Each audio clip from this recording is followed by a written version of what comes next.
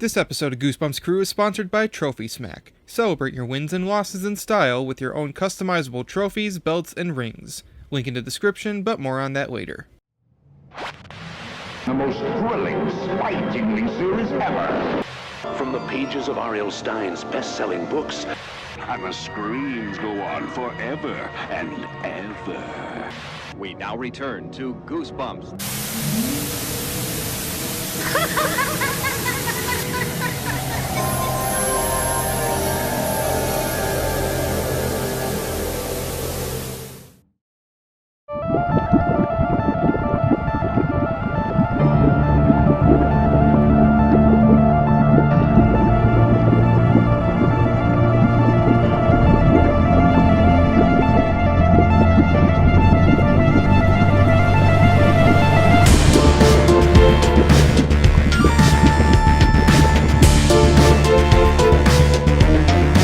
Greetings, Goosebumps fans, young and old, big and small. Welcome back to the Goosebumps Crew Podcast. As always, I am your host, Isaiah Vargas, also known as the Goosebumps channel on YouTube, Twitter, and Instagram. And as always, I'm joined by the rest of the Goosebumps crew, Shawan, Nick Shaw, and Goosebumps Aussie fan Bjorn Panlick. Unfortunately, Michael Ilquist, the ultimate Goosebumps man, was unable to join us tonight, but either way, we're still going to talk some Goosebumps. In a sense, tonight's episode is going to be a little bit different because, you know, we always talk about Goosebumps exclusively. We talk about the Goosebumps books, we talk about the Goosebumps TV show, the movies, what have you. But tonight, we're going to kind of talk about stuff that is similar to Goosebumps. In this case, we're going to talk about shows that were coming out around the time of Goosebumps that may have taken inspiration from it, or Goosebumps may have been inspired by them. And in order to do this discussion, we have a few guests joining us today, including... Hi, I'm Renier. I'm from Horror4Kids, a social media space that celebrates all things children's horror. And I'm so happy to be here. Thank you guys so much for having me. I'm so looking forward to our chat. Absolutely. And we also have... My name is Sid. I run the Dr. Wolfula channel, a horror host review channel, and I am glad to be here as well. Absolutely. So, we got Horror4Kids and Sid joining us tonight to talk about these shows that came out either before, during, or after Goosebumps' popularity. And we're going to be kind of giving our thoughts on them, how Goosebumps may have taken things from them or inspired things that came out in these horror anthology shows in the future. And we do have a few guidelines for the shows that I've picked tonight. I do have a small list of shows to bring up, and we're trying to keep it in the confines of shows that were... made for kids, so nothing like super graphic. I know there's shows like Creep Show and stuff like that that were definitely more adult. Or they also have to be anthology, meaning that every episode is a different story. Now, obviously, there will be some exceptions to these rules, just for the sake of argument. But we got a lot of shows to talk about tonight. But first, before we get into that, if you are not subscribed to the Goosebumps Crew podcast, then what in the heck are you doing? Because if you are a Goosebumps fan, you love Goosebumps as much as we do, then you guys are going to want to subscribe and follow the Goosebumps Crew podcast. Not only do we talk about Goosebumps every single week, but we also have some incredible guests on our podcast. Most recently, we've had John McClay and Danny Abosh, the creators of Goosebumps the Musical. We've had Avery Jones, who was the puppeteer for Slappy in the Goosebumps movies. We've also had many other guests, including Cal Dodd, the original voice of Slappy, Tim Jacobus, the original Goosebumps illustrator, and many other guests. So if you guys love Goosebumps like us, make sure you follow the Goosebumps Crew podcast on YouTube, Spotify, and Apple Podcasts. All right, so let's jump right into it. So as I said before, we got this discussion divided into three sections. We have shows that came out before Goosebumps that served as sort of inspirations in terms of what the style of the show was, what it took from. We have shows that were coming out during Goosebumps' heyday. There was a lot of them. And then we have shows that came out after and were sort of takeoffs inspired by not just Goosebumps, but the shows that came before them as well. And of course, we're going to start with what came before. So I personally think that Goosebumps was inspired by two things specifically in terms of the TV show. And that is the original Rod Serling Twilight Zone and EC Comics, and subsequently the Tales from the Crypt HBO TV series. Now, starting with The Twilight Zone, and this is many people's contenders for like one of the greatest TV shows of all time, because Twilight Zone, the original Rod Serling one from the 60s, was well known for having amazingly written stories that blended the supernatural, the science fiction, and somewhat horror elements. It was definitely more science fiction and mysterious than horror. But the anthology take, and especially the way these episodes were written, they had a lot of twists and turns in them, was definitely something I feel Goosebumps took a lot from when in both the books and the TV series. What did you guys think of The Twilight Zone? Twilight Zone for me, and I'm a 90s kid, so I have to really go back and watch Twilight Zone. But Twilight Zone for me was amazing because it was the first time that I felt like black and white television captivated me. The stories they were able to tell and the fear they were able to kind of portray in black and white just blew me away. Like, it was just so well done. I definitely feel like it was a huge influence on all future horror anthology series. Like, when we talk about horror anthology, you can't talk about that without Rod Serling's The Twilight Zone. Absolutely. And Yeah, I feel like Twilight Zone. Oh, sorry. Oh, no, go right ahead. Oh, yeah. I don't know. I felt like Twilight Zone really influenced horror in general, like Horror for Kids was saying, in the sense that it had the original doll, the original possessed doll. Like, they had an episode of the Twilight Zone with like this creepy little doll that is essentially haunted, and it's essentially just Chucky and Slappy the Dummy like years before. Like, I feel like that was a big influence on R.L. Stein's approach for Absolutely. sure. Well, and Is there's that Talking Tina? Yep. Yeah. Yeah. A lot of people have also said, because I personally love The Simpsons Treehouse of Horror, and a lot of those definitely took from The Twilight Zone, and Talking Tina was no doubt an inspiration for the talking Krusty doll that tries to kill Homer. I think there was also another inspiration for that episode, but You set this thing to evil. that's a great line. It's such a happy ending too. Like, Krusty, the killer Krusty doll is just like cool them now to the point where he's just like his indentured servant at the end. Like, oh man. But still not nice enough to not insult him behind his back. I love Dan's sort of like ad-libbing thing. It's like, yeah, you stupid idiot. What'd you say? Just like Dan's little like ad-lib. Yeah, I know. That's Homer's thing. That's right. I was about to say, I was like, I did say it a little quiet, but that's the point. Well, also even like the 3D Homer with the Twilight Zone episode where the little girl lost, where she gets trapped in another dimension and her parents try to get her back. But that's the thing. The Twilight Zone had these just really, it was more eerie than like scary. Now, there was certainly some scary episodes of The Twilight Zone. One of the most infamous was Nightmare at 20,000 Feet. And that was the one with William Shatner on the plane. And there's a gremlin on the side of the wing. And he's just kind of like really wrecked with like just this. There's this thing. It's, what is it going to do? If only it didn't look so ridiculous. Yeah, the John Lithgow one in the movie looked a lot scary. It sort of looked like a xenomorph was on the side of the plane in the movie version. It looked terrifying. That's the thing. And there was also, I think it was one of the first things that really did like sort of the evil kid like gimmick with It's a Good Life. And that was the where Bill Mummy played the little kid that had the psychic powers and just kind of held the whole world in his grasp because he could do anything at any moment if you pissed him off. It seemed like The Simpsons just did every Twilight Zone episode at one point. Now that I'm thinking about it, like, that's true. Like, definitely in the early years. Yeah. But even Goosebumps was no stranger to taking from Twilight Zone. A lot of people say that there was an episode of The Twilight Zone that dealt with an evil camera that predicted the future first, before R.L. Stine did it. And there's also not only the Talking Tina episode, but also an episode about a possibly living ventriloquist dummy. And that's an interesting one because it's different from... it's different enough.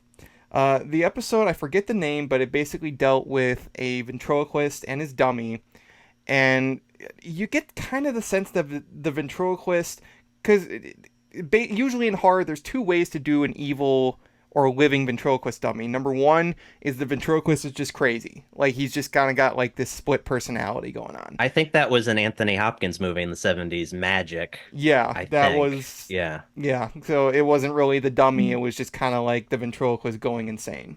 And then the other way, it's just the dummy's alive. He's going to kill you. Holy shit. But the Twilight Zone did it sort of a way where you don't really know until the end. The end kind of, kind of ruins the mystique. But you kind of don't know if it's the ventriloquist just kind of like losing himself to his sort of schizophrenia, or if the dummy is really alive. And that's the great thing about Twilight Zone, is it kind of kept you on the edge of your seat. You didn't know what was going to happen. You didn't know what the next move was going to be. And that's what I felt Goosebumps took a lot from, especially in its earlier episodes, is that sometimes you didn't know where a situation was going to go. Totally. And there's one of my favorite episodes of Twilight Zone, Mirror Image. I'm not sure if you guys have seen that one with the bus stop and the woman who gets out and she sees like a doppelganger of herself. Well, that was probably one of the first times that I saw like, or was afraid of a doppelganger. Like, it actually made it terrifying. And we look now at like, Jordan Peele's Us doppelganger. And even if you want to bring it back to like children's horror anthology with Are You Afraid of the Dark? The Tale of the Chameleons, there's or Goosebumps with Let's Get Invisible. Yes. There are tales of like horrifying doppelgangers, which I think is very, very cool and may have been pioneered from these episodes, right? Mm-hmm. Absolutely. Yeah. That's the thing about Twilight Zone, is it really did act as a pioneer for television and sort of concepts that would become well known in the horror genre. And again, that was just, and that's something I just never thought that any of the reboots could really capture, because there's been a ton of Twilight Zone reboots. There was one in the 80s, there was one in the early 2000s, and then in the last few years there was one subsequently with Jordan Peele for CBS All Access. A lot of people say they like the 80s one. I haven't seen it. I think it came out around the same time as the movie, if I'm not mistaken. There was a big resurgence of anthology shows in the 80s. They also had Alfred Hitchcock Presents in the 80s, which basically just reused clips of Alfred Hitchcock from like the 50s and 60s, and it was just colorized it and just tried to pass it off as here's some new, even though he was dead at that point for like 5 years or something. Like, yeah, and Freddy's Nightmares was another one. Freddy's Nightmares and Tales from the Dark Side, I believe, was also out around that same time. The Outer Limits, that was another one. I don't think that one was 80s though. I think that one was. They had an 80s. No, wait, they had a 90s like reboot of it, but it was from the 60s. The one I remember was in the 90s. Mm-hmm. Yeah. But remember that one had like nudity and stuff, so that it was more risque. I think that's what the 80s yeah. Twilight Zone was too. It was more like, it was Twilight Zone, but it was edgier. So yeah, that was like a big thing I realized for HBO or and some of the other like premium cable channels, is just having essentially these like mini movies where it's essentially like a half-hour movie. We don't have to have a recurring cast that we need to like continue paying extremely more like more money like every season, just different people every episode, and they'll just take whatever we give. Exactly. And yeah, and then you had the 2000s Twilight Zone, which I think is universally panned. I think that one had Forrest Whitaker as sort of the Rod Serling of that show, and it just didn't work. I think the only episode that really worked for me was ironically one that went back to an old episode. It was the sequel to the one I previously mentioned, It's a Good Life, where it was Bill Mummy. It actually had Bill Mummy playing himself again, but this time he's a father to a daughter that has the same powers as him. And they kind of try to make it so the daughter can kind of go up against her father, but it doesn't really end up working out. We'll just put it at that. And then, yeah, the most recent one, which I haven't seen, I don't think is going on anymore. I think it was pretty short-lived. A lot of these reboots were. But everybody will always remember the original because it was just so iconic. It defined, I think you're right, it defined a lot of what would be seen in horror going forward. So many examples of that too. Like we covered like a few, but there are so many examples and so many directors that have openly said, yeah, my movie was inspired by this episode of Twilight Zone. Like even Poltergeist was inspired by what's it called? Little Girl Lost, which is a great episode too. So there's so much that we got. And you guys brought up Jordan Peele, and like I think he even mentioned like outside of course the obvious Twilight Zone show he hosted, like his movies now are basically just essentially a Twilight Zone approach to storytelling, where like all of his movies, like the three recent movies, were all felt like they were original stories, but felt like Twilight Zone stories. Nope, especially definitely felt like a feature-length Twilight Zone story. I personally felt. Speaking of HBO, though, this is one I've been itching to talk about. Is Tales from the Crypt. So R.L. Stine has definitely said that EC comics were things that he grew up reading. He took a lot of inspiration from those, and especially in the structure of the Goosebumps books and subsequently the TV series, Tales from the Crypt had a lot of like inspiration in that format of anthology. And I think that so for those of you who in our audience who have watched Tales from the Crypt, you know by this point that it was basically, because it was premium cable, it was super gory, full of nudity, and it was awesome. It was super schlocky 80s, 90s horror in bite-sized little chunks on premium cable. And you were saying earlier there are like mini movies. Like that's essentially what Tales from the Crypt was, because you had these big name horror, not horror, just big name movie directors. Arnold Schwarzenegger directed an episode of Tales from the Crypt. That's how crazy big it was. And Michael J. Fox directed an episode too. Yeah. Wow. Yeah. And so it's funny. Tales from the Crypt is something that, as you've touched on, is like super gory. And for anyone who knows me, like the whole reason I started Horror for Kids is because I'm a huge chicken, and for a very long time, horror for me like capped off at PG-13. That's why I want to celebrate that, but it took me a very long time, like up until I watched my first Tales of the Crypt episode maybe like 4 or 5 months ago. It took me a very long time to muster up. It's hard to find now, though, too. That's an unfortunate thing. Like, I mean, I guess people are just posting it on YouTube and nobody cares, I guess. No one cares anymore.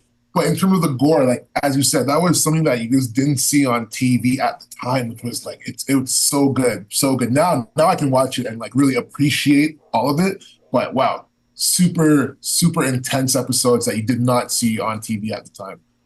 And like similarly to Goosebumps is that every Tales from the Crypt episode has like an actual, well, I guess not every Goosebumps episode was the case. Some of them were original stories, but with every Tales from the Crypt episode, it's based directly on a comic story, much in the same way most Goosebumps episodes are based on actual books that you could go out and read and get like the full story. Mm-hmm. Well, and we talked earlier before we started recording how in Goosebumps the special episodes had R.L. Stine acting as the opening and closing narrator, and while Rob Serling certainly like popularized that idea of somebody telling a story, I equate those sequences more to what the Crypt Keeper does in Tales from the Crypt, because he tells like a corny joke or something like that, and then he's just like, here's the story for today, like that sort of thing. It's like it was horror in a way that was goofy, but it was still horror. That's the thing. It was like probably the premier like horror comedy series, because it could be the most gruesome thing could be happening. Like there was people that were getting like just chopped with axes. Like there was one episode where like, I don't know. It's just like there's one episode where this guy has like a Siamese like twin brother. This is just the one that comes to mind. He has a Siamese brother on like attached to his butt, And like, so they're just kind of like facing opposite sides, and one of them gets blown in the head with a shotgun, and then the other one's just, you know, the rest of their life is just having his rotting corpse, hole in his head brother on the opposite side of him. And it's just like, Jesus Christ. And It speaking was a of pretty ventriloquist wild show dummies, for its time, yeah. that episode of Tales from the Crypt with the ventriloquist dummy, did you guys see this episode? Do you know what I'm talking about? Okay, there's an episode of Tales from the Crypt that is about a ventriloquist dummy, but it's not actually a dummy. It's Don Rickles. He's the ventriloquist.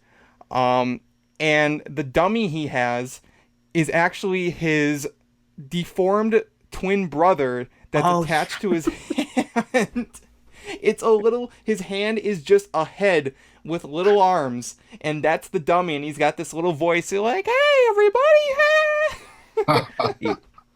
Yeah, that one was pretty terrifying. I know what I'm watching tonight. That sounds great. It's amazing. But that's an episode. The one that sticks with me the most, I think. Do you guys remember the episode where, and I can't remember the name of it because it's been so long, but like the ending of the whole thing was basically like they cut this person in half. So they each... Yeah, Joe Pesci. That was the Joe Pesci episode. It was called Split Personality, and those of you may remember it for the meme of Joe Pesci, and he just walks in front of the house, he takes off his glasses, like, what the fuck is this piece of shit? I didn't even know that's where the meme came from. I assumed it was probably Goodfellas or something. No, it's Tales from the Crypt. Crazy. Because he shows up. Because I used that one actually for the Goosebumps Disney Plus show to show the haunted mask when they had that. So yeah, that's from that episode. They showed Schmeagol. But that's another one that was just like, because you get Joe Pesci in this role, and Joe Pesci's just, I'm sorry, but Joe Pesci is just one of those guys that, like, no matter what he does. I just looked up the new haunted mask. Yeah, it looks just like Gollum. I don't know what it looks kind of like one of the concept images of Green Goblin from the Raimi movies. Exactly. I don't know. Not Well, great looking. they couldn't even Gollum's be sister. bothered to make it green. Like, it's just like flesh-colored, like gremlin. That's something that does frustrate me about, I guess, modern iterations of Goosebumps. It feels like they're increasingly trying to distance themselves from the original Tim Jacobus designs. Like, it always just doesn't really look like the classic iterations. It's just so gray and so dreary, and reminds me of like a rainy day. Like there's no color, there's no life to it. Goosebumps and Tim Jackson, like it was so campy and so much fun. Like there was such vibrant colors and designs. That's one of the things that I really feel like the Disney Plus show just did not nail was how much, like, how campy and fun that the original series had with color specifically. Mm-hmm. Exactly. And campy and fun, that's exactly what the 90s show was. And like I said, I mean, that's what, Tales from the Crypt offered for the horror genre. It was campy fun. And the comics were the same way. Because you got to remember, I mean, those comics were so shocking at the time that they were coming out that they actually got banned, and parents literally collected the comic books and burned them. Like, just would hold burnings of these comic books, and it even went to I think the Supreme Court. Definitely watched the Tales from the Crypt documentary. I think it was on the season 1 DVD, but it actually had R.L. Stine in it too. He actually showed up a few times to talk about it. But the TV series had that campy element to it. And that's what R.L. Stine always wanted to do for Goosebumps, is he wanted the show and the books to be that perfect blend of horror and humor for kids. You have the scary monsters and the ghosts and the creepy houses and all that stuff, but you got sort of the sillier designs or the more, campy characters, or just kind of strange situations. Even if a story is not scary, you still have that element of the spooky in it. But that's how you get to kids, because you don't want to, traumatize the hell out of them, but you also don't want to talk down to them. You know what I mean? That's the perfect blend you want to mix. And it's so funny. Yeah, that's what I think that's one thing that when we talked to, who was that? Was it Eugene Lipinski maybe? He kind of mentioned that. He's like, the show had a great sense of not talking down to the kids and making them feel stupid in the situations that they were for those stories. And he went as far even to talk about the Disney Plus show. He's like, I tried watching that. He's like, that's not Goosebumps. Like, coming straight from Mr. Mortman himself saying that's not Goosebumps. So listen to that, Disney Plus, if you're watching this, which I highly doubt anybody at Disney is watching this, but you better listen to They're Mr. watching Mortman, this right now. I was about to say, but Everybody, what if be they careful. No, they're only going to watch if we do something that might take some money from them. Then I might get black bagged and taken away during this conversation, but I don't think that's going to happen. You know, that's another thing too. Is like, why hasn't Tales from the Crypt been rebooted? Like, I'm surprised that it's kind of it ran its course and then it just kind of They've tried to. There was like an announcement of M. Night Shyamalan was going to make a Tales from the Crypt show, but then it just never took off because the issue is like nobody really knows who owns the rights to it anymore, like, or anybody, like, it's just so, like, I don't know, like the rights situation is just so crazy that no one can just really get anything off the ground with it now, like outside of the comics. The comics are still going, but the disappointing thing about the comics is they do have to still use I don't know. I'm such a big fan of the show's Crypt Keeper. I can't go back to like the classic Crypt Keeper who just looks like a right.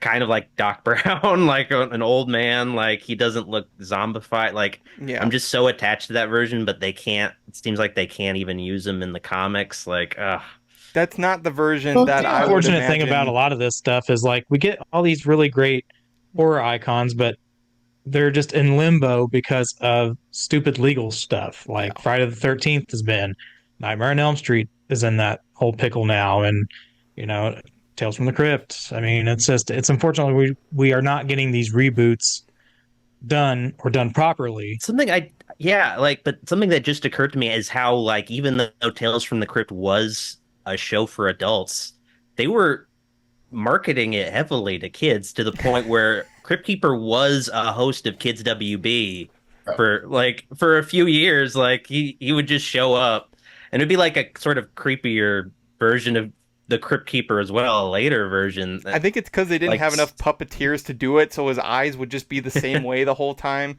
because they didn't have enough people, and yeah, it ironically made him creepier.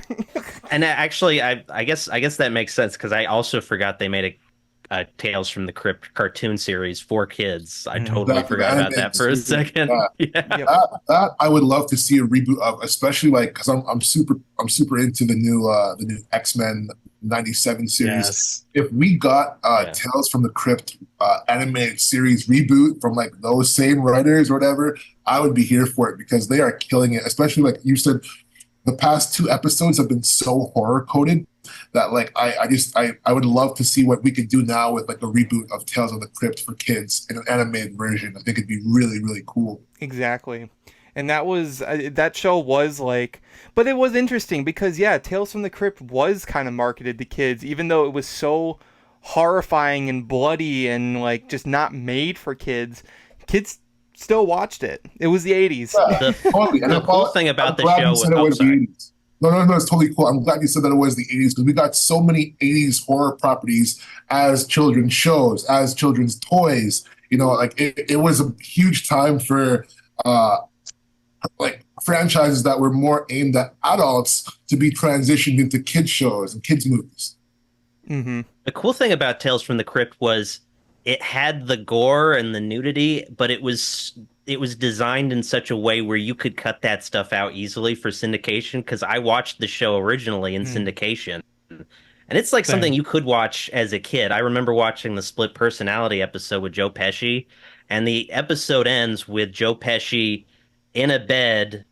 Like the whole plot of the episode is him like getting together with these twins, and at the end they basically saw him in half with a chainsaw so they could both have him. And you just see like 2 sides of Joe Pesci as the episode ends, and the syndicated version cuts away before you see the other half, and you're seeing like just intestines spilling out, like just really gnarly stuff where maybe too intense for me at like 8 or 9, but like at the same time, like I'm just imagining what the other side looked like was also just horrifying. Some Like, people can say that's more Right, exactly. That's more impactful Yeah. when you don't Yeah. see it. I was Totally. like, when I finally saw what the other side looked, I was like, I guess it looked creepier and grosser in my head, maybe. And I mean, Yeah. it definitely could be, and it's one of those things. I think it's just a different generation too, because I mean, I was watching like Child's Play when I was 6, so born in '85, growing up in the '90s, but in the late '80s as well. Because I remember watching like the Michael Keaton Batman and all this other stuff when it came out in theaters and stuff when I was younger. So it's just a different time. I mean, than what it is today. Most probably wouldn't let their kids watch Child's Play at 6. Yeah. But it's my parents based on today each don't really household. care. Like, Yeah, my kids, hey, you can watch Chucky, it's whatever. Yeah. yeah. I That's, feel that's like what I now do with my kids are daughter. I much mean, I more started her exposed out to with some horror. Goosebumps, obviously, but to see if she even had interest in horror. And when I found Yeah, out that's she something. did, that's when I opened the floodgates. That's something that does like surprise me so much. Like something like Five Nights at Freddy's is so huge for kids now, and it just seems so much more disturbing than like the stuff I had, like Goosebumps and the like, where it's just so much more intense, but it's like so popular with kids in that same age demographic. It does surprise me. I'm like, wow. Well, that's the thing too, and we'll certainly talk about it. There's certainly some shows that took what Goosebumps did and went kind of the extra mile, and we'll talk about those later. But that's exactly it. Goosebumps was sort of like the horror show that was specifically designed for kids, because I mean, that and Are You Afraid of the Dark? Are You Afraid of the Dark came first. But Goosebumps was, even Are You Afraid of the Dark was a little more spooky and a little more intense than Goosebumps. It's intense not in the way of like gore, but the situations were a little more like freaky for a kid. Goosebumps could get scary, but it was more the show that would kind of hold, I wouldn't say hold your hand, but it would just kind of be like, okay, we're going to kind of bring it down a little bit now. Oh, it was a prank. Oh, it was a dream. Like that sort of thing. And it wasn't too often that you'd have characters like straight up die or that sort of stuff. If anything, some fates would be left ambiguous. Maybe an episode would end with like a character like trapped somewhere, like in a house or in another dimension or in another body or something like that. There was never any like flat out deaths. But I remember specifically. I don't know. Well, I mean, it doesn't mean that rule Goosebumps. We've We've talked about this in a previous episode. Goosebumps had some deaths. 100% they did. I'm not saying The that one, there the one weren't that always deaths. comes to mind is that hermit in Werewolf of Fever Swamp. Oh, he definitely got That was the main one. That He's was the definitely main dead. one. He did.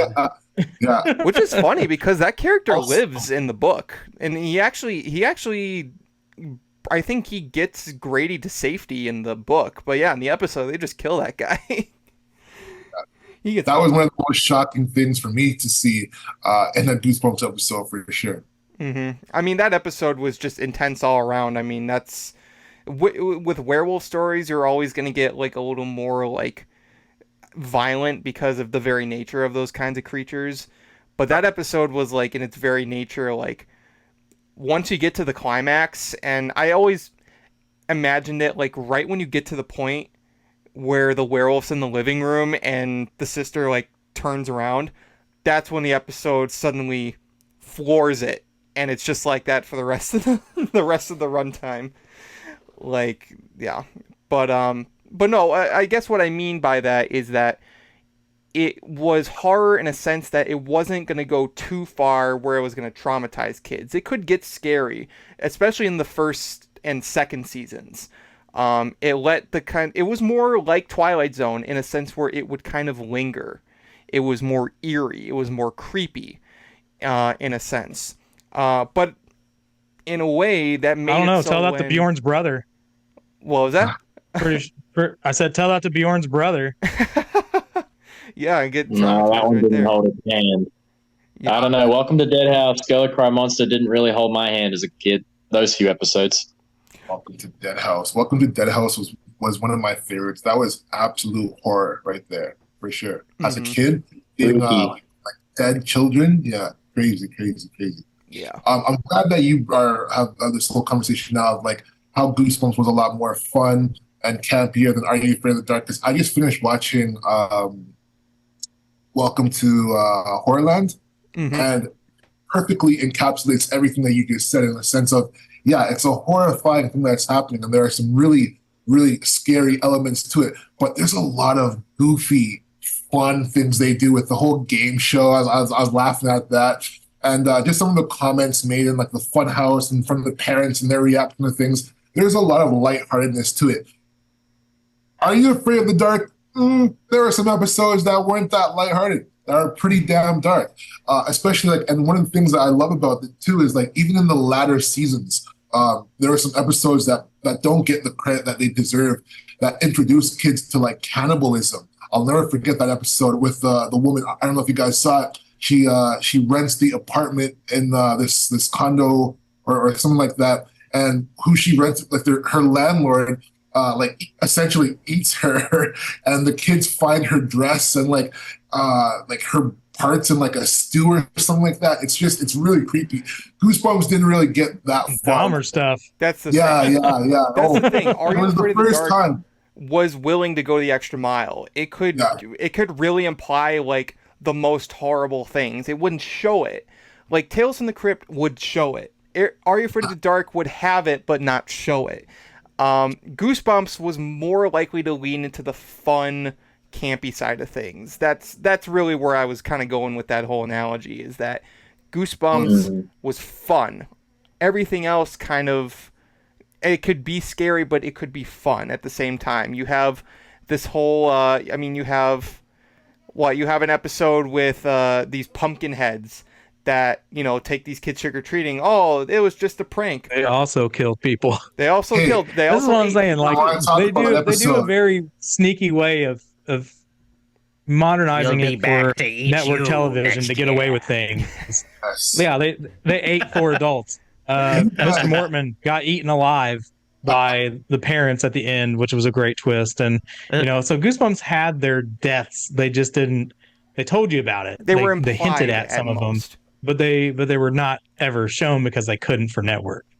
But oh my goodness, like it baffles me sometimes when I talk to some people who like claim they know Goosebumps and are like, oh, there were never any deaths in Goosebumps. I'm like, yes, there were. It's like you just gotta They're pay not attention. It's Goosebumps. like it's definitely They're implied. not. For sure. They're not real Goosebumps fans if they don't know that. Yeah, that's what I feel. It's like, no, it's like you need to go watch that episode again. It may have been a while for you, because as a kid, you probably don't think about these people dead. I'm sure, but watching it as an adult or a teen, you're like, yeah, no, they did. Well, that's exactly it. As a kid, you might not pick up on that. It's when you're an adult and you can see those things a little more, then it becomes a little more clear. Are You Afraid of the Dark? Honestly, as a kid, though, I was like, what, they died? Oh my God. Like, that really sticks with you. Like, I could die? Yeah. No. Like Like Or what? even like not even die, but like as an adult, it makes a little more sense, honestly. when Slappy Yeah, I die, turned okay. what's his name into the doll at the end of Night of the Living Dummy, or was it 2 or 3? Like that guy is no longer like a human. Like that, I wouldn't want that either. Like that's not death, but that's like pretty horrible up there too. It's like worse than death. Yeah, exactly. Like now I'm a dummy. Oh, for Zane? the rest of my Yeah, existence. Zane. Yeah, no, Zane. Yeah, Zane, the that's right. being able to turn your head a complete 360 degrees. That's not normal. Like that's But not back just just if you're an owl. Attack of the Jack-o'-lanterns. Have you guys seen? No, it was on probably one of the earlier broadcasts of it. I posted it on Horror for Kids. There was a clip in that episode that was removed from later broadcasts of when the kids are trick-or-treating and they end up at this house. And in this house, do you guys know what I'm talking about? Yeah, sure thing. I think I do. Yeah. In this house, there are children that are like enslaved by this elderly couple, and like the man is just horrible looking. I don't know if he's grinding like a hammer or like a I don't know sharp. what he's grinding. It's like yeah, something like that. But they actually had to remove that scene. I'm like that scene. Every time I watch, I'm like, that is dark. Like that is creepy. Like kudos to Goosebumps for I mean, obviously they removed it, but for even putting that in there, That was pretty good. That's the thing, yeah. You can still in syndication, yeah, they removed it. You can still see it on the DVD because that's what they usually do. But yeah, in syndication, I remember on Cartoon Network they did remove it. But when I saw that, yeah, it was as a kid, that's terrifying. Like just being trapped somewhere. Again, it's not death, but it's almost like worse than that. Like you're trapped forever in someone's house. The House of No Return was another one that just ended with 3 kids just trapped in a house with these ghosts forever. Like, and yeah, thinking back on that, like it does remind me of a Samurai Jack anthology episode where one of the stories ends with Jack. He doesn't die, but he just gets eaten by a monster, and he thinking that he's gonna get his wish granted after the monster eats him or whatever. And then he just sees all these other people trapped in there, and he's like, there is no wish, is there? Like, yeah, it's such a bummer of an ending. Just trapped forever. Oh. But that's another thing that Tales from the Crypt did too, is that, and R.L. Stine attributed this, is that those episodes would end with some kind of twist, like some kind of like final point that would just kind of leave you with this weird feeling afterwards. And sometimes it would be, because Tales from the Crypt dealt with a lot of just desserts stories. Many of the main characters were like people who do awful things. Like they're just complete, either they're a-holes or they're like pure monsters. And usually they would get their comeuppance in the end. It would be pretty gory comeuppance, but it's comeuppance either way. I remember the Tales from the Crypt episode. I think it was actually one of the first I watched.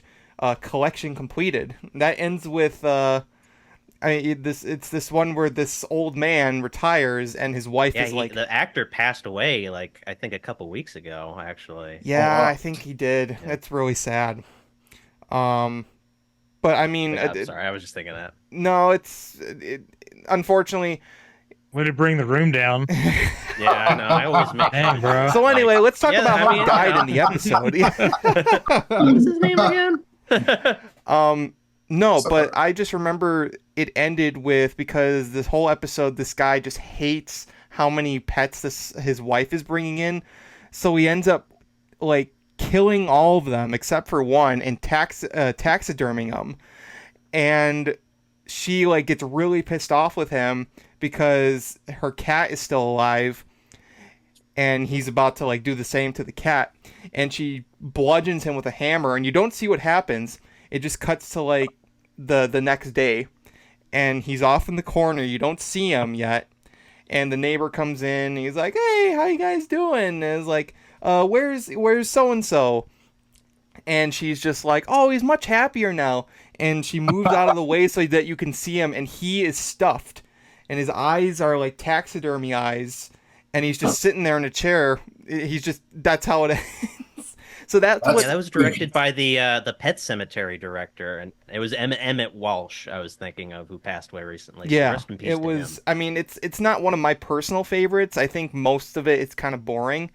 But the that ending comic story is pretty, honestly, a lot darker and messed up. So if you're interested in reading the actual I was like, wow, it's a lot darker than it's a lot more comedic and humorous than the actual episode. Yeah.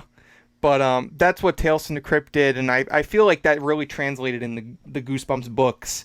It's just the sort of like, of course, many of the main characters weren't, like the same as the ones in Tales from the Crypt.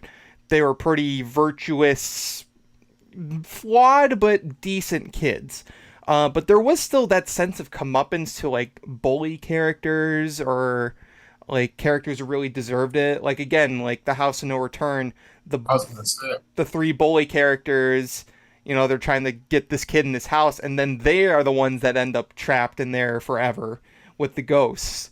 Or I remember when I remember when the episode ended. Sorry to cut you off. That's one of my favorite episodes. And I remember when the episode ended, my mom turned to me and she was like, "And that's why you'd never be a bully, because you never know how it's gonna play out for you, right?" I'm like, you know what, Mom, you're right. Like from that day I learned my lesson, because that what happened to those kids was brilliant, and the way he swindled that was brilliant. Or Click actually also ends with kind of like that, because you know, the main character is just like really abusing his power, and then with this remote, and then he ends up just stuck in a void forever because But then there's a happy ending where he wakes up in the Bed Bath and Beyond, and Christopher Walken is like, "Don't worry, it didn't happen." Yeah, okay. Oh, that'd honestly be really funny if it just was like a complete non-ending. Like it was just like, "Oh, I'm fine." Da-da-da-da-da-da-da-da-da. That'd be great. Or even like characters maybe like don't end in a bad situation, but certainly almost get in one. Headless Ghost is one where Stephanie, the one of the main characters, is just kind of like really like snotty, has an attitude, and she almost gets trapped like as a ghost forever because of that. And fortunately for her, she has a friend who's way nicer than she is. But that's exactly it. They sometimes have a sibling that's just a total dick. And that was a frequent thing where here's like this little brother or little sister who's just super annoying, and then we can have them get some comeuppance. Tara got erased from existence. Yeah, in Cuckoo Clock of Doom. I'm so glad you brought up Headless Ghost though, because that episode was, for me, for a very long time, that episode was the scariest Goosebumps episode, for the simple fact that I was a chubby kid that loved ice cream, and the idea that like a child like was like decapitated trying to get ice cream in this like what was it, like that little elevator shaft thing, was horrifying. And like thinking of the blood mixing with the ice cream was just disgusting for me as a kid. Mm-hmm. Oh yeah, they even straight out say it's like it was hard to tell between the boy's face and the strawberry ice cream. Yeah, like, come on, that's intense. I loved it. That was that episode horrified me too. Even like Welcome to Camp Nightmare was like about a kid who basically all his friends are dying around him, and of course it turns out that they're fine in the end, but that's a concept that's scary for kids. It's just like, you know, all your friends are like disappearing or just straight up dying, like drowning, animal attacks, snake bites, like all that stuff. But again, it getting old now. Yeah. That's the thing. Now we're just terrified of life and age. It's true. But like again, going back to sort of like, you know, the scary mixed with the campy, yeah, everyone's fine at the end, but they just so happen to be all aliens, and this is they're gonna go to Earth and do God knows what. Or even like what planet are we going to? It's a horrifying place. It's called Earth. Yeah, it's like aliens there are very dangerous. Or even like we were talking before this, but honestly, an old story is a creepy concept. The idea of becoming like an old man when you're a kid, like, and then being pawned off, pimping you out to her friends. Exactly. Not just that, but it's the not being able to trust a family member or like even like an elderly person. You grow up with like having really like wholesome examples of grandparents and, you know, older relatives, and to see that they could do that to you was pretty creepy as a kid. Mm-hmm. I think even the book like stated they didn't even know if she was their aunt or not. Like they were just kind of like, I assume, but the idea of it being, honestly, it could go both ways. Both ways are scary. The idea of it just being a random person that does this to you, but yeah, losing the trust of a family member like that who's willing to do something like that to you is both sad and creepy, especially from a kid's point of view. They're just trying to hook you up. That's all. I don't see a problem with this. I don't know what I did not think about. My girlfriend was going to be in her 80s. That's all I'm saying. If I knew that I was going to be hooking up with one of the Golden Girls, okay. All right. God, what? Give me Blanche. Can you imagine if it was the actors from the Golden Girls? It was just freaking B. Arthur was there. That's a missed opportunity because that could have been good. That would have been awesome. So we established by this point that, you know, Goosebumps took a lot of inspiration from Twilight Zone and Tales from the Crypt. But when Goosebumps was finally out to the public, it had a lot of competition. And one of its biggest competitions, everybody always talks about it, and we've talked about it already, is Are You Afraid of the Dark on Nickelodeon. That was a show that was the same thing as Goosebumps, an anthology show, but it was different because it was darker. It was a little more intense for kids. Everybody always likes to point to Tale of Dead Man's Float as an episode that traumatized them, with the horrifying red demon skeleton pirate thing, whatever the hell it is, that comes out of the pool. It drowns you. It will kill you. It opens with someone getting a kid drowning. Or the ghastly grinner, like this supervillain clown that will just like come after you. It'll turn you insane. Like, it literally turns everyone into drooling, Joker? giggling idiots. Like, it was creepy concepts. Horror. What's another one that really, like, I really liked, whenever they did vampire stories, there was two they did. The one in the hospital. The one in the hospital was really freaky. That was freaky. That was a really creepy one because it actually had a lot of jump scares. I rewatched that episode recently, and there was a lot of jump scares in that episode. But yeah, and then you like see the teeth marks on the people's necks, and they're like really like gooey and like, ugh, it's nasty. But same for the Midnight Madness. That was the other one I was thinking of. That was more the Tale of the Night Shift. The Nosferatu like vampire. It had sort of like, I almost equated it to like the SpongeBob teeth. They weren't exactly fangs. They were just kind of like really long, like square teeth, but still take a bite out of you with those. Yeah. Midnight Madness was actually the creator of the show, DJ McHale's favorite episode to make. He said that in an interview that I did with him last year. He said by that time in season 2, you really have the ball rolling. Season 1, you're kind of getting the hang of things, but by season 2, you're really kind of in the swing of things. And he said that was the episode that he felt where everything just kind of clicked for all the departments, and they really enjoyed making that episode. And you see it, like that episode's horrifying, and it's so well done through and through. Mm-hmm. Are You Afraid of the Dark? Just off the top of my head, the Tale of Laughing in the Dark, the Tale of the Lonely Ghost, like those are like the Shiny Red Bicycle, the Frozen Ghost. Those are some of the most horrifying children's episodes of like TV period. And Are You Afraid of the Dark is my favorite show of all time. I watch it all the time. I also felt like they did, on top of vampires, that's a great point, they did ghosts and paranormal a lot spookier, a lot scarier than what I felt Goosebumps did. I mean, you had like episodes like of Goosebumps that were like, what was it? The one with Hannah and Ghost the fire. Ghost Next Door. That was really good. But again, like the ghost wasn't doing necessarily scary things in that episode. You talk about like the frozen ghost and the whole like, I'm cold. Like that was scary. Or like the Shiny Red Bicycle, which had like a scene in the school of like that was reminiscent of like A Nightmare on Elm Street with like the ghost appearing in the classroom. Like that was horror. Like, that was really well done. Mm-hmm.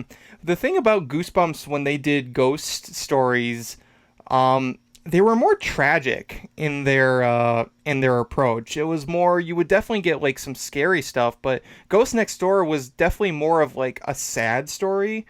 And it was more about the main character kind of coming to terms with their situation rather than, you certainly had like a villain, but it was more of a side thing. It was more about the main character's internal struggle. And even Headless Ghost, for as creepy as that episode was, it was a pretty tragic episode. Even the Headless Ghost himself was just a kid that just got his head torn off, and he's just like that forever. And but Are You Afraid of the Dark did that too, because I remember Shiny Red Bicycle was about a kid that's kind of like getting over the trauma. Isn't it? He's getting over the trauma of his friend dying. Yeah, that he was there to witness. That's right. And he fell off. I think he fell into a ravine, or he fell off of something with water, and he drowned. And so you're absolutely right. Also, Are You Afraid of the Dark also touched on that grief paranormal with their episode, the Apartment 214, which was essentially about the older woman. That was a horrifying episode too. The older woman who just wanted, like, I think she had been promised by her son that he would come and visit her, and he didn't, and she passed away. And so it's like at the end of it, you're like, oh, that's kind of sad actually, more than scary. But they do have some really great scares within that episode as well. Tale of the Dark Music is another one that people really equate to like being one of the creepier episodes. And that's another one that just really ends dark because you got this creature in the closet and you don't know what it is, but it just comes out with music. And again, going back to, don't be a bully, because this bully gets trapped in the cellar with this thing. He turns the rock music on and he's just gone. That's right. And then he's just like, he gets like, I think he gives the main kid a new bike and he comes out, he's just like, it's yours, but you gotta feed me if you want more stuff. He's like, I'll give you anything you want. And then it ends with him like hearing his sister and he's just kind of like, and it's like, Jesus Christ. I know, it's dark. It's dark. It could get dark. There's another episode I remember. I don't think it's particularly like fantastic, but God, what was it? It was one with like these kids on an apartment, and the very top floor one day just turns into like a toy factory. And Tale of the 13th floor? That Tale of the 13th floor? Tale of the 13th floor. That's it. Okay, that sounded familiar. It's been a while since I've seen that one. Yeah, but it was good. With the aliens at the top, and like it ends with them like it was all like a little like kind of like an experiment kind of thing. Mm-hmm. Yeah, and the aliens themselves are wearing like human masks, so they take them off and they're just like sack faces. Like it's really creepy, and they're like, and then you see like at the top as like the girls being like, because they're like trying to take her away. So in the smoke from the ceiling, you just see all these like aliens just being like, come with us. They did that with the water demons too. Like it was just a bunch of like zombies. Like this show could do special effects, like really gross looking stuff. Like the water demons, they're basically zombies, but they look so gooey and wet and nasty looking. The ghastly grinner was good, like how he kind of like zombified the people into like that goo that like you talked about. That was so good too. The renegade virus, that little like the brain guy. Yeah, that was creepy as hell. Yeah, the Tale of the Fire Ghost. That's another one too. Mm-hmm. Yeah, it's like, wait, Are You Afraid of the Dark is iconic for a reason, because it was horror that was for kids, but it could go that extra mile. I honestly kind of equate it to being like the middle ground between Tales from the Crypt and Goosebumps, because it wasn't as intense as Tales from the Crypt, but it had a little more of that bite to it, if you know what I mean. Totally. And until the Haunting Hour came around, Are You Afraid of the Dark was for me like the scariest children's anthology of all time. Mm-hmm. And you always I do think Haunting Hour changed that, but yeah, for a very long time. I always see video essays of people trying to like put Goosebumps and Are You Afraid of the Dark together, because those were the two shows at the time that were like very similar to each other. They're always the ones that people would be like, it was a lot like like who's better, Mario or Sonic, or like that sort of thing. It was just like Goosebumps and Are You Afraid of the Dark. I always preferred Goosebumps just because I liked sort of the more campy thing, like the campy nature to it. But Are You Afraid of the Dark it earned its role in what it did. I always preferred Sonic. What would that be in this analogy? Would Sonic be Are You Afraid of the Dark or Goosebumps? Depends on who you are, I guess. I think For me, Sonic it's Goosebumps. would probably be Bone Chillers. Bone Chillers. I got a Genesis. That was my first console, and even I concede Mario has like eclipsed Sonic at this point, but I still have a soft spot for Sonic. But that's it too. Like Goosebumps was obviously the more popular and the more pop culture-y show, right? Like you had it in your scholastic book fairs. You had the books, you had the TV shows, you had the live, I think Universal Studios had like a live theater production of it for some time. It was live stage show. Exactly. It was the more popular show. Whereas Are You Afraid of the Dark was like you have to like nudge your friend that like your little obscure friend like, hey buddy, you see that episode? Right? It was a little bit more like niche, and a little bit more aimed at like the horror kids. So I like me personally, I was an Are You Afraid of the Dark fan a little bit more, but Goosebumps was fun because you got to engage with more people and talk about it with more people. Mm-hmm. That's exactly it. Yeah, that's one of the things. The Goosebumps had like we've talked about before too. They've had tons of merch, tons of merch back in the '90s. So much so that like even to this day, Bjorn and I still find things we didn't even know existed. And it's like, holy crap, when did this come out? Well, it turns out this country had it, but not this country or whatever. Are You Afraid of the Dark though had like basically nothing. They had a few things, obviously, but man, like, nothing compared to Goosebumps. Goosebumps I think Are You Afraid of the Dark had like I Afraid of the Dark had like a board game, some books, and some like audio books. I think that was it. There was a other video than like game for Are You Afraid of the Dark too, and the video game. And I think like everything else was FMV just like point and click. Yeah, and then everything else they had was just little promo things that a good friend of ours, Campfire Tales, has probably the biggest collection. So shout out to him. But yeah, no, just Goosebumps had literally everything, right down to shampoo, soap, boxer shorts, underwear, just everything. Toothbrush holders. Spielberg directed a video game. Pinball machines, cereal boxes with like things in it, like just everything. Well, that's probably why Goosebumps was more preferred by the general public, was because it was, it was coming off the heels of a best-selling book series and had all this promotion behind it. Whereas Are You Afraid of the Dark, you're right, it was more niche. It was on, it was on Nickelodeon, but that was a premium cable channel, whereas, Fox Kids, you could watch that on, it was a network, you could watch that, whether you had cable or not.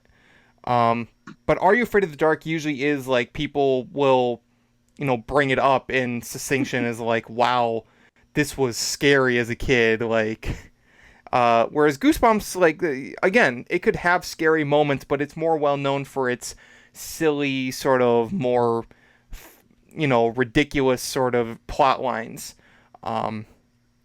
in a sense. Just the intro alone for Are You Afraid of the Dark, when I was like 5 years old, anytime it would come on, I'd be like, okay, maybe it's time to switch the channel to Cartoon Network or something. Like, yeah, it was just so, like, just the intro is just the most terrifying, atmospheric, creepy thing imaginable. Just these shots of toys in an attic and this creepy music and the shadows, like, it's so disturbing. God. Yeah.